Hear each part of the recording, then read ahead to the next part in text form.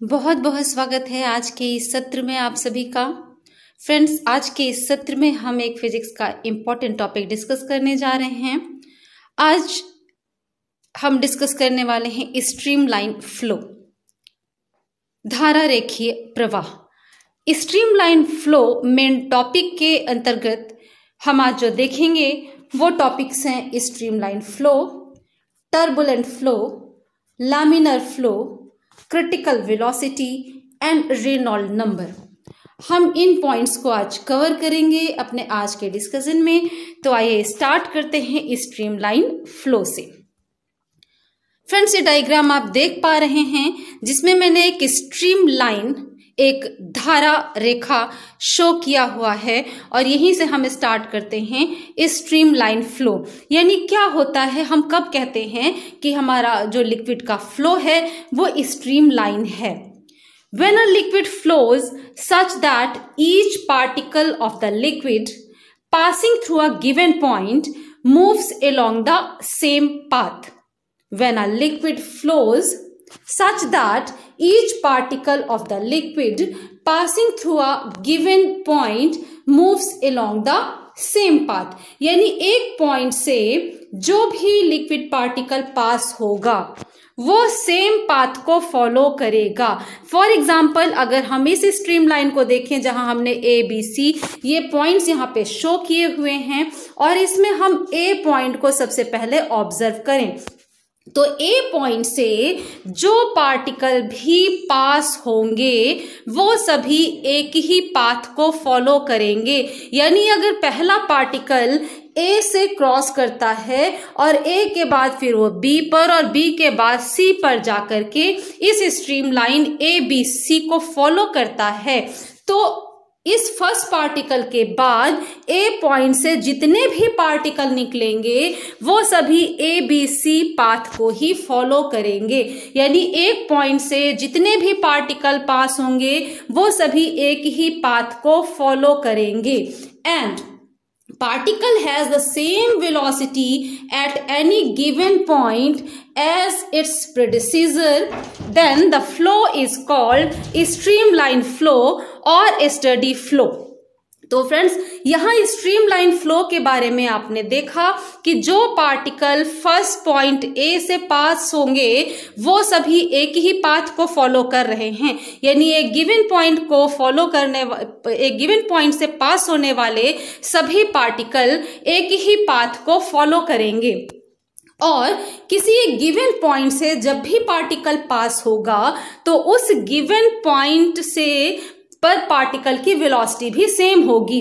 यानी ए पॉइंट पर जब पार्टिकल आएगा तो उस पॉइंट पर सभी पार्टिकल एक ही वेलोसिटी से वहां से क्रॉस हो रहे होंगे, चाहे वो पहला पार्टिकल हो, दूसरा पार्टिकल हो, तीसरा हो या कोई और हो। यानी पहला पार्टिकल भी जाएगा तो जैसा यहाँ ए पॉइंट पर वेलोसिटी हमने वी शो की है तो फर्स्ट पॉइंट पर पार्टिकल की वेलोसिटी वीए ही होगी। ए पॉइंट पर फर्स्ट पार्टिकल की वेलोसिटी वीए होगी। सेकेंड पार्टिकल भी ए पर आएगा तो उसकी वेलोसिटी वीए ही होगी। यानी एक गिवन पॉइंट पर जितने भी पार्टिकल पास होंगे उस गिवन पॉइंट पर सेम वेलोसिटी होगी और गिवन पॉइंट से पास होने वाले सभी पार्टिकल सेम पाथ को फॉलो करेंगे। तो ये अगर इस तरीके की प्रॉपर्टी किसी फ्लो में दिखाई पड़ रही है तो उस फ्लो को हम स्ट्रीमलाइन फ्लो कहेंगे। तो यहाँ फ्रेंड्स, आपको स्ट्रीमलाइन फ्लो की डेफिनेशन क्लियर हो गई होगी।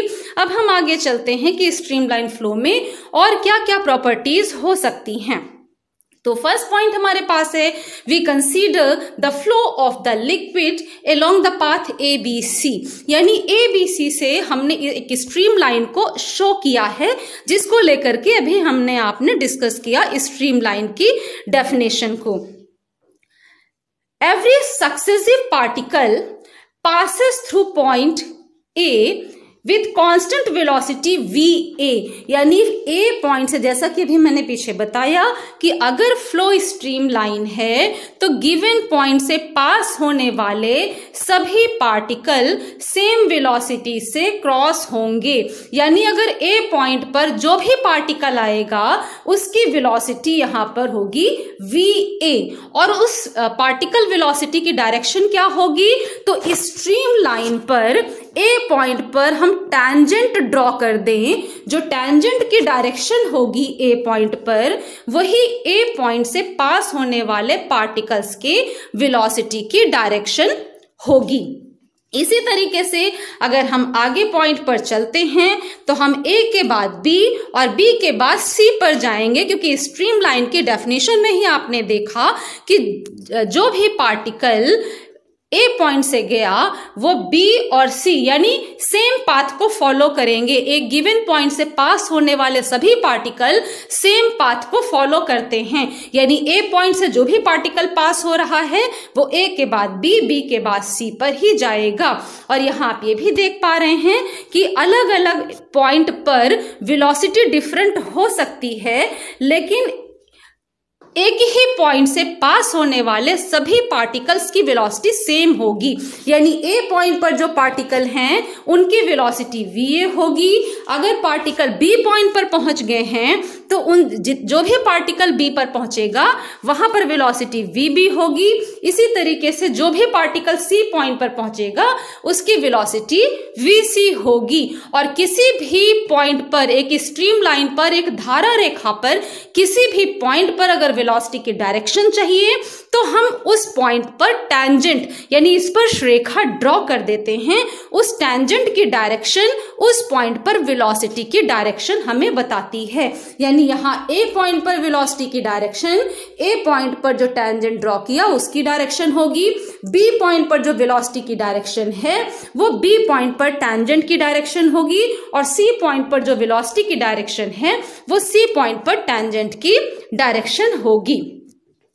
Now the particle velocity at a particular point remains constant with time.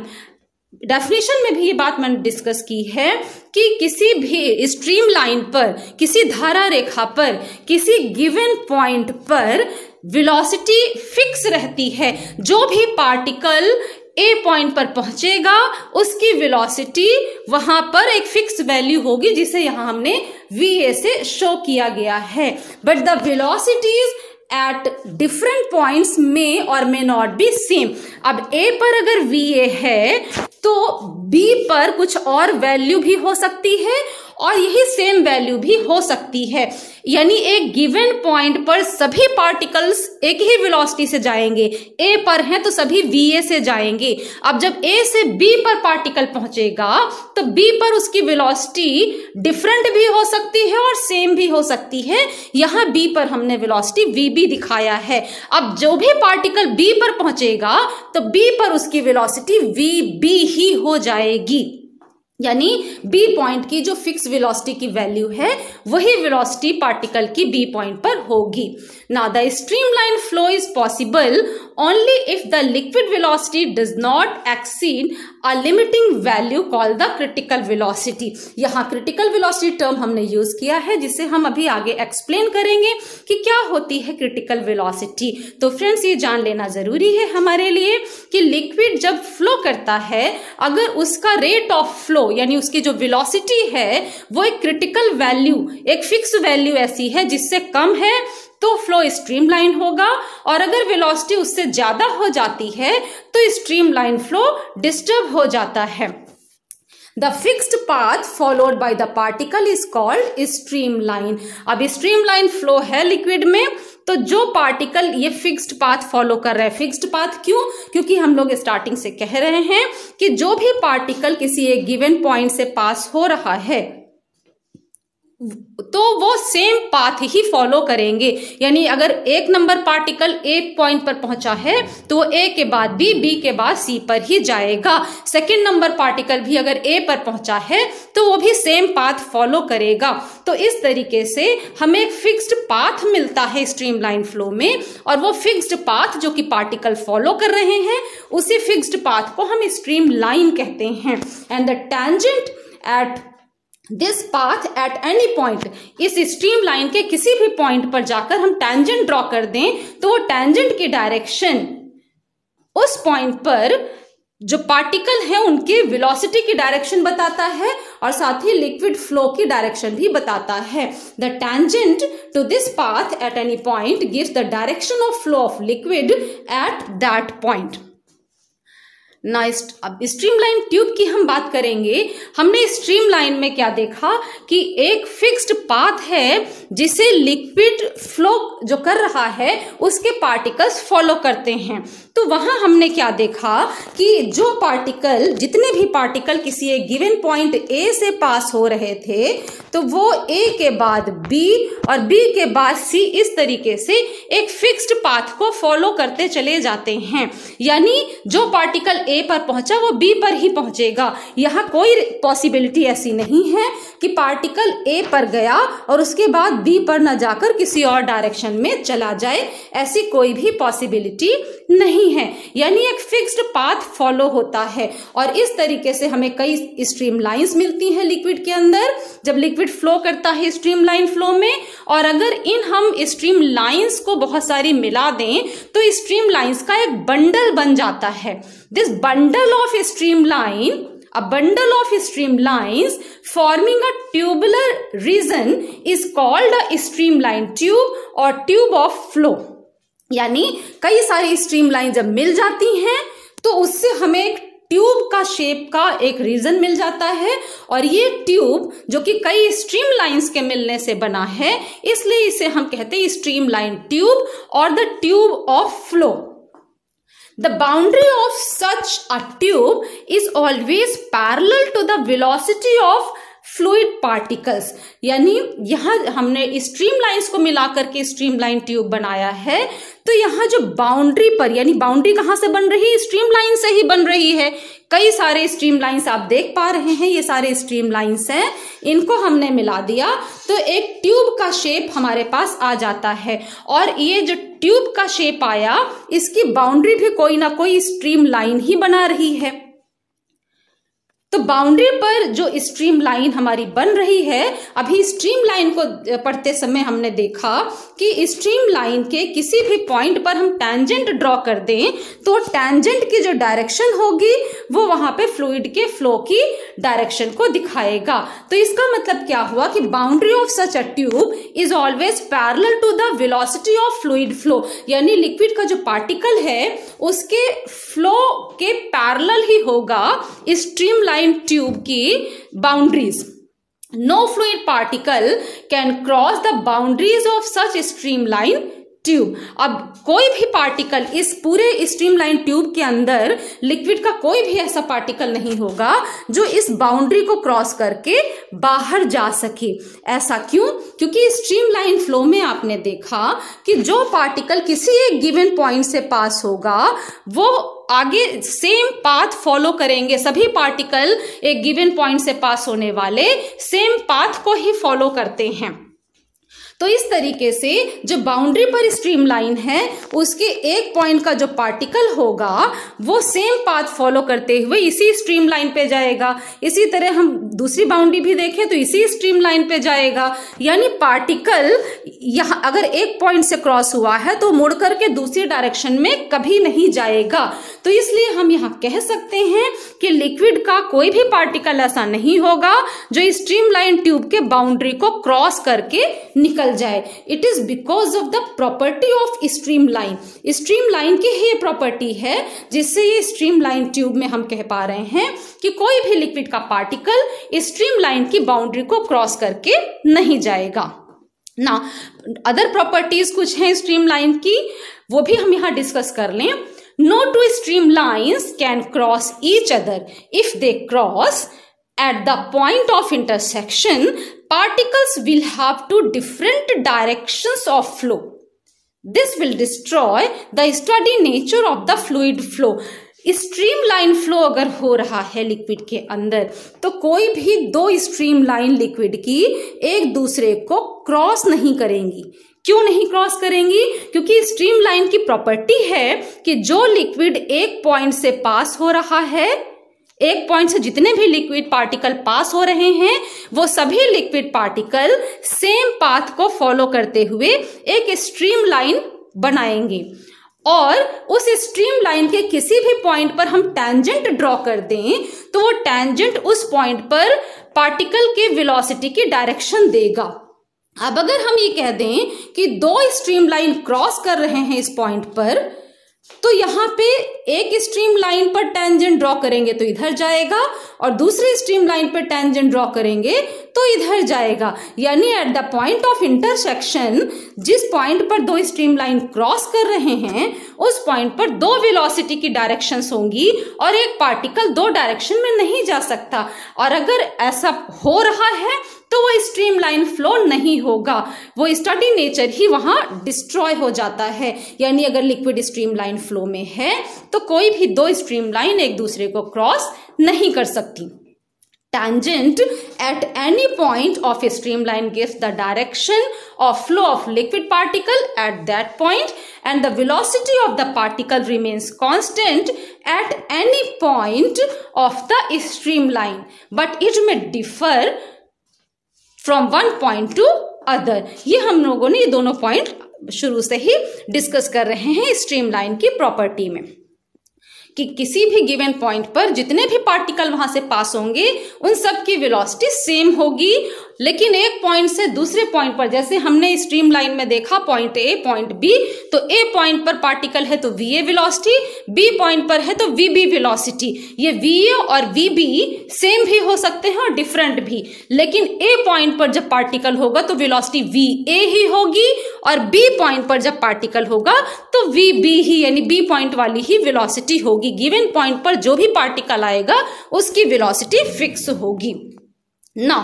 अब अगर हम लिक्विड फ्लो जो कर रहा है उसका रेट ऑफ फ्लो यानी उसकी जो एक वेलोसिटी है वो क्रिटिकल वैल्यू को क्रॉस कर जाती है, यानी उससे ज्यादा हो गई तो फ्लो डिस्टर्ब हो जाता है और लिक्विड के का फ्लो स्ट्रीम लाइन ना रह करके टर्बुलेंट हो जाता है, विक्षुब्ध हो जाता है। When the liquid velocity exceeds a certain limiting value called the critical value.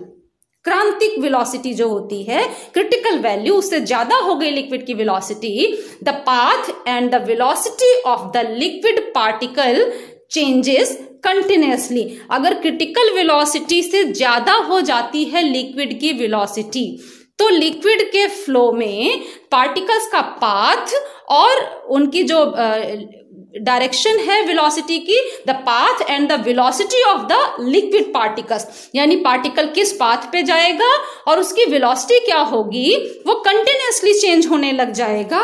तो स्ट्रीमलाइन फ्लो डिस्टर्ब हो गया, इसका ये मीनिंग हुआ, क्योंकि स्ट्रीमलाइन फ्लो में एक पॉइंट से जाने वाले सभी पार्टिकल सेम पाथ को फॉलो करते हैं और गिवन पॉइंट पर जितने भी पार्टिकल वहां से पास होंगे उनकी वेलोसिटी भी सेम होती है।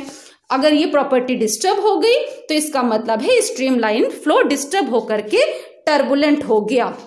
यानी अगर लिक्विड फ्लो की वेलोसिटी क्रिटिकल वैल्यू से ज्यादा है तो स्ट्रीमलाइन फ्लो नहीं हो सकता, और क्रिटिकल वैल्यू अगर लिक्विड फ्लो की वेलोसिटी जो है वो क्रॉस कर गई है तो स्ट्रीमलाइन फ्लो भी नहीं होगा, लैमिनर फ्लो भी नहीं होगा।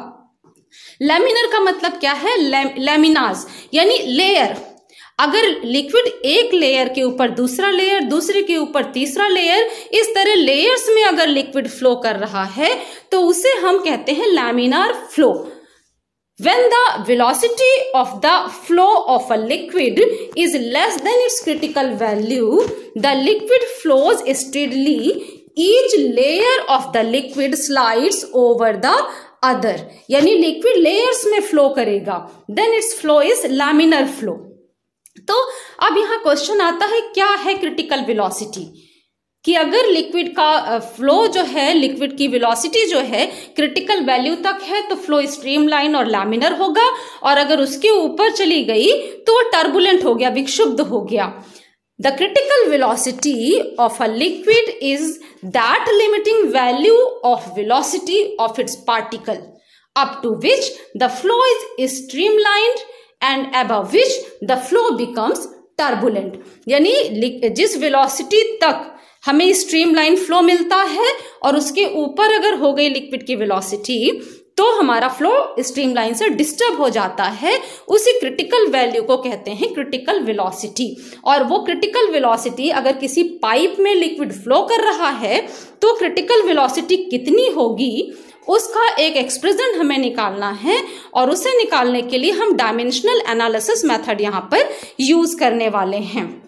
So, expression for critical velocity by method of dimensional analysis। हम कैसे critical velocity के लिए expression निकाल सकते हैं? So, the critical velocity VC of a liquid flowing through a tube। एक ट्यूब से लिक्विड फ्लो कर रहा है और उस फ्लोइंग लिक्विड की क्रिटिकल वेलोसिटी VC किन किन बातों पर डिपेंड करेगी? तो डिपेंडेंसी उस क्रिटिकल वेलोसिटी की होगी on the coefficient of viscosity of the liquid, that is eta. जो लिक्विड है उसकी कोफिशिएंट ऑफ विस्कोसिटी ईटा पर डिपेंड करेगा, डेंसिटी ऑफ द लिक्विड यानी रो, एंड थर्ड पॉइंट जिस पर क्रिटिकल वेलोसिटी डिपेंड करेगी that is diameter of the tube, यानी जिस ट्यूब से लिक्विड फ्लो कर रहा है उसका डायमीटर, व्यास कितना है, कैपिटल डी, उस पर डिपेंड करेगा। तो इन तीन चीजों पर ये ऑब्जर्व किया गया कि किसी पाइप से जो लिक्विड फ्लो कर रहा है उसकी क्रिटिकल वेलोसिटी इन तीन फैक्ट्स पर डिपेंड करती है। पर अभी तक हमें यह नहीं पता चला यहां तक के डिस्कशन में कि ईटा, रो और डी पर क्रिटिकल वेलोसिटी VC कैसे डिपेंड करती है। तो डायमेंशनल एनालिसिस मेथड को यूज करते हुए हम यहां मानते हैं कि VC is proportional to eta to the power A, rho to the power B and D to the power C। यहां ये सिंबल कुछ डिस्टर्ब हो गया है, यहां प्रोपोर्शनलिटी साइन आएगा, यानी VC is equal proportional to eta to the power A, rho to the power B and D to the power C। यहां ABC हमने एज्यूम किए हैं कोई नंबर। अब आप जानते हैं डायमेंशनल एनालिसिस मेथड से कि अगर ये हम ABC इनकी वैल्यूज हमें मिल जाएं तो इसका मतलब हमें मिल गया कि क्रिटिकल वेलोसिटी ईटा, रो और डी पर कैसे डिपेंड करेगा। तो फ्रेंड्स इसे हम आगे सॉल्व करते हैं। अगर हम प्रोपोर्शनलिटी साइन हटा के इक्वलिटी लगाते हैं तो हमें एक प्रोपोर्शनलिटी कांस्टेंट लेना पड़ता है जिसे हमने यहाँ K से रिप्रेजेंट किया है, और ये एक डायमेंशनल लेस प्रोपोर्शनलिटी कांस्टेंट है, क्योंकि आप जानते हैं हम डायमेंशनल एनालिसिस मेथड जब यूज करते हैं तो वहां प्रोपोर्शनलिटी कांस्टेंट डायमेंशन लेस होगा, तभी आप आगे इसको सॉल्व कर पाते हैं, इसका कैलकुलेशन हो पाएगा। यहाँ के एक डायमेंशनल लेस प्रोपोर्शनलिटी कांस्टेंट है। Now writing the equation 1 in dimensional form, मतलब इसकी लेफ्ट साइड जो वैल्यूज है उसका डायमेंशन लिखें is equal to right side जो वैल्यूज हैं उनके डायमेंशन लिखें। तो क्रिटिकल वेलोसिटी का डायमेंशन यानी जो वेलोसिटी का डायमेंशन है हमने VC की जगह वेलोसिटी का डायमेंशन लिख दिया। इसी तरह दूसरे साइड के एक डायमेंशन लेस कांस्टेंट है, उसका कोई डायमेंशन नहीं होगा। ईटा यानी कोफिशिएंट ऑफ विस्कोसिटी, उसका डायमेंशन हम लिखेंगे। फिर डेंसिटी का डायमेंशन और डायमीटर यानी लेंथ का डायमेंशन लिखेंगे। बाकी जो पावर्स लगी हुई हैं, ईटा के ऊपर पावर है A, तो ईटा के डायमेंशन के ऊपर भी हम पावर A लगाएंगे। रो के ऊपर पावर है B, तो रो यानी डेंसिटी जो है लिक्विड की उसके ऊपर, उसके डायमेंशन के ऊपर हम पावर B लगाएंगे, और डायमीटर का जो डायमेंशन है उसके ऊपर पावर C लगाएंगे। यहाँ हम अलग से ईटा, रो और D का डायमेंशन निकालना नहीं बता रहे हैं। अगर आपको डायमेंशन कैलकुलेट करने में भी कोई प्रॉब्लम है तो आप मुझे कमेंट में जरूर लिखें, मैं उसके लिए सेपरेट वीडियो आपके साथ शेयर करूंगी। तो फ्रेंड्स आगे हमने उसे सॉल्व कर दिया है पावर्स को सॉल्व करना आपको आता होगा। अगर आपको प्रॉब्लम है पावर सॉल्व करने में तो आप मुझे बताइए, मैं उसको भी अलग से डिस्कस कर दूं। यहाँ शॉर्ट में बता देती हूं कि जैसे यहाँ पे देखिए m to the power 1, l to the power -1, t to the power -1, इस पूरे की पावर है a। तो ये a, m, l और t तीनों के पावर के साथ मल्टीप्लाई होगा, यानी m to the power a हो जाएगा, क्योंकि m की पावर 1 है तो 1 इंटू a। इसी तरह l की पावर -a हो जाएगा एंड t की पावर भी -a हो जाएगा। तो देखिए यहाँ ये चीज हमने कैलकुलेट करके लिख दी। इसी तरीके से आपको तीनों के कैलकुलेशन करने हैं और फिर हमें जो राइट साइड है उसका ब्रैकेट ओपन करना है। तो ब्रैकेट ओपन करने का प्रोसेस क्या होता है कि m तीन जहां जहां पर भी m है तो m की पावर्स ऐड हो जाएंगी। यहां हमें मिला m to the power a plus b। इसी तरीके से l की पावर्स ऐड करके l बनेगा, क्योंकि मल्टीप्लिकेशन में है इसलिए पावर्स ऐड हो जाते हैं। इसी तरीके से हमने MLT को सॉल्व कर दिया। अब जैसे आप जानते हैं वेल नोन स्टेप कि हमें लेफ्ट साइड डायमेंशन को राइट साइड डायमेंशन से कंपेयर करना है। और कंपैरिजन कैसे करते हैं, m की पावर को m के साथ कंपेयर करेंगे, l की पावर को l के साथ कंपेयर करेंगे और t की पावर को t की पावर के साथ कंपेयर करेंगे।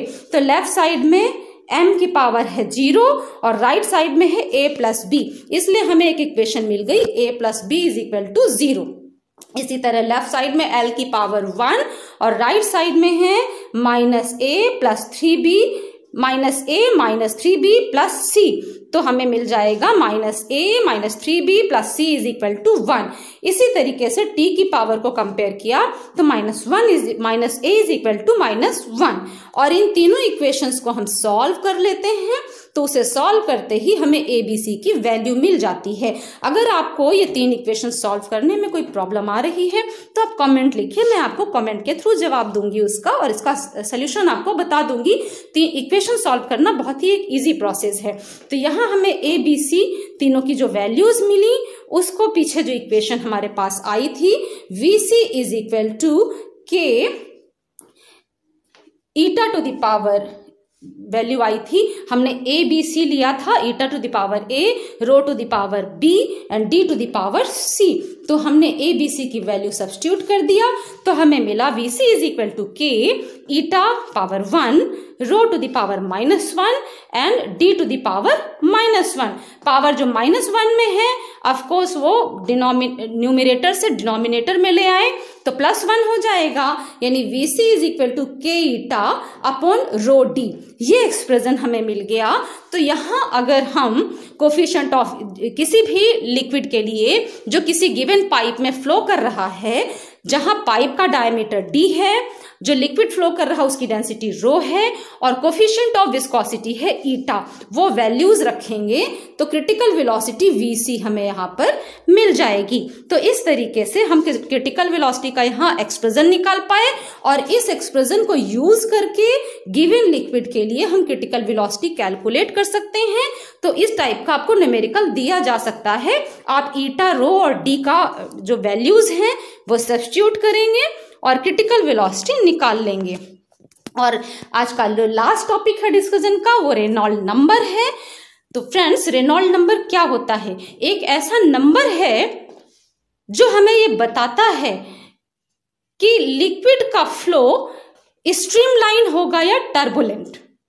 क्रिटिकल वेलोसिटी ने बताया कि अगर लिक्विड की वेलोसिटी क्रिटिकल वैल्यू से ज्यादा हो गई तो टर्बुलेंट और क्रिटिकल वैल्यू से कम हो गई तो स्ट्रीमलाइन। यहाँ रेनॉल्ड नंबर से भी हम लगा सकते हैं आइडिया कि लिक्विड का फ्लो स्ट्रीमलाइन होगा या टर्बुलेंट। सो ऑसबर्न रेनॉल्ड साइंटिस्ट थे, डिफाइंड अ डायमेंशनलेस नंबर।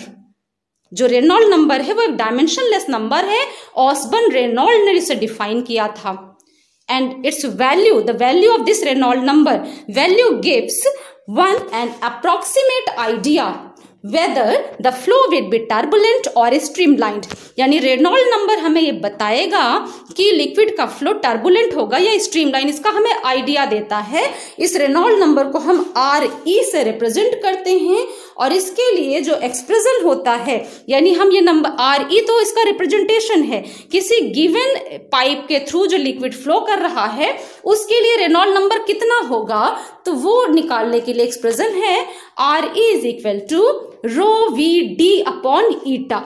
आप जानते हैं रो क्या है, density of the liquid, V है velocity of the liquid, D है डायमीटर ऑफ द पाइप जिससे लिक्विड फ्लो कर रहा है, and of course eta is coefficient of viscosity.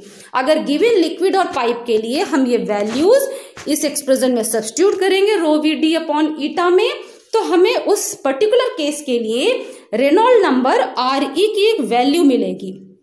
और ये ऑब्जर्व किया गया कि if RE lies between 0 to 2000, यानी 0 से 2000 के बीच RE ये रेनॉल्ड नंबर की वैल्यू है, then the liquid flow will be streamline और लैमिनर।